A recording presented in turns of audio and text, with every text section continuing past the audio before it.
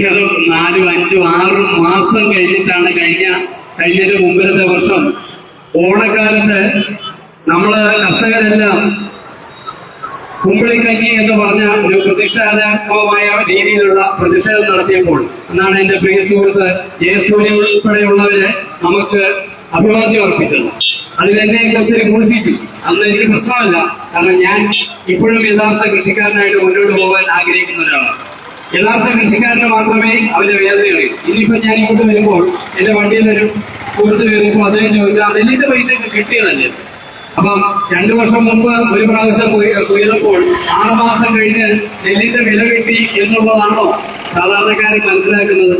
ഒരു ദിവസം ചോറുണ്ട് കഴിഞ്ഞാൽ അടുത്ത ദിവസം ചോറുണ്ടാറില്ലേ എന്ന് ഞാൻ തിരിച്ചു ചോദിക്കേണ്ട ഒരു മാനസികാവസ്ഥ ഉണ്ടായിരുന്നെങ്കിലും ഒരു സാമാന്യ ബോധമുള്ള മലയാളിക്ക് ഇത് മനസ്സിലാവുന്നില്ലേ എന്നുള്ളത് ഒരു യഥാർത്ഥ കൃഷിക്കാരന്റെ വേദനയാണ്. അത് തിരിച്ചറിയുവാൻ പൊതുസമൂഹം കൂടി മുന്നോട്ട് വരണം എന്ന അഭ്യർത്ഥനയോടെ, അതുപോലെ പല പ്രാവശ്യമായിട്ടും പറഞ്ഞുകൊണ്ടിരുന്ന ഒരു കാര്യമാണ് തൊഴിലുറപ്പ്. ഈ തൊഴിലുറപ്പ് തൊഴിൽ ചെയ്യുന്നവനാണ്, കർഷകനാണ് തരേണ്ടത്.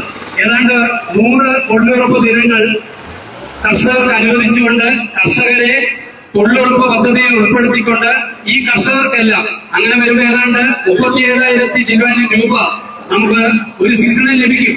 അതെങ്കിലും കിട്ടുവാനുള്ള ഒരു മാർഗം എന്റെ പൊന്നു സർക്കാരെ പാവം പിടിച്ച കർഷകരെ നൽകണമേ എന്ന് ഒരിക്കൽ കൂടി പറഞ്ഞുകൊണ്ട് ഞങ്ങളുടെയൊക്കെ വേദന ഇനിയെങ്കിലും തിരിച്ചറിഞ്ഞപ്പോൾ തന്നെ 3 മാസമായി നെല്ലിന്റെ പൈസ കിട്ടുന്നില്ല. ഈ 3 മാസം എന്ന് പറയുന്നത് നിസ്സാരമല്ല.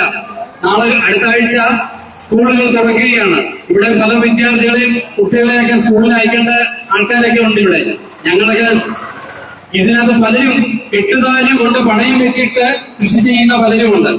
അവർക്കൊക്കെ വീണ്ടും കുട്ടികളെ സ്കൂളിലേക്ക് അയക്കുവാനുള്ള ബുദ്ധിമുട്ടുകളൊക്കെ നിങ്ങൾ തിരിച്ചറിയണം. പൊതുസമൂഹം ഞങ്ങളോടൊപ്പം ഉണ്ടാവണം എന്ന അഭ്യർത്ഥനയോടെ, ഇത് ഒരു സൂചന മാത്രമാണ്. ഈ സൂചന നിങ്ങൾ തിരിച്ചറിയണം. ഈ പറഞ്ഞ പൊതുസമൂഹം ഞങ്ങളോടൊപ്പം ഉണ്ടാവും.